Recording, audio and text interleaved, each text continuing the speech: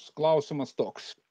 Dėl NATO, kai generolo Tutkaus žmogus Mikalauskas paėmė ir paaiškino, taigi negalima įstoti, kokios nesąmonės.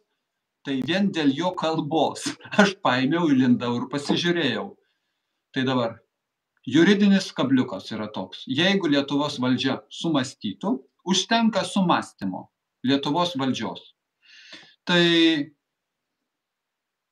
šių metų už 2 mėnesių, kovo pabaigoj, mes galim parašyti prašymą, mes išstojame iš NATO ir pagal visas juridinės taisyklės po metų laiko, 25 metų kovo pabaigoj, mes nebebūtumėm NATO nariai. Pagal visas taisyklės, visiems teisės aktam atitinkantis sprendimas. Tai čia vienas. Iš ES yra žymiai sudėtingesnis reikalas. Nes į ES pradžioje mums reikia savo vietoj Lietuvoj su šitais išdavikais ir išdavikiškom sistemom ir konstitucinis teismas, kuris kažką tai su dvasiomis kalba ir kuris nemato, kaip konstitucijoje yra prieštaravimas, o konstitucija vientisas organas ir darinys, ne organas, vientisas ir negali viena dalis prieštarauti kitai daliai. Bet jie to nemato. Vienas iš jų jau oficialiai konstituciją sulaužęs, užtat dirba konstitucijos teisme visus nutvoti. Bet norint visus nutvoti, reikia konstituciją pakeisti. Reikia mūsų visų sprendimo. Arba parlamentas per kelis kartus pagal tam tikrą tvarką balsuodamas. Tai grįšiu atgal.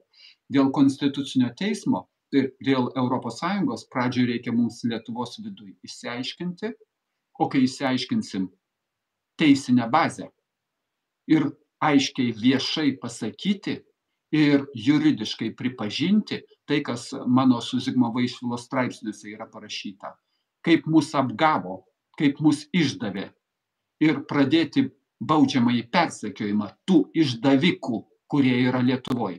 Jeigu jie pabėgs, ką darysiu, už akių juos nuteisti.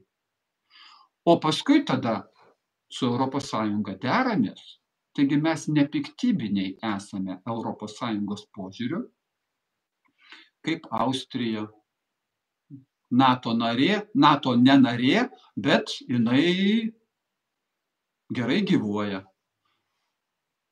Tegul būna Norvegija irgi, jinai nepriklauso ES, bet jinai turi savo labai gerus, arba Šveicarija, savo gerus ryšius. Mes irgi galime bendrauti su visais, ekonominius pagrindų, bet mes turim pasilikti savo teisę, tas nesąmonės, kuris daro ES ir ypač lapkričio 22 dienos sprendimu, kaip kryptį pasiėmė, nebelieka nei Lietuvos, nei Latvijos, nei bet kokios valstybės.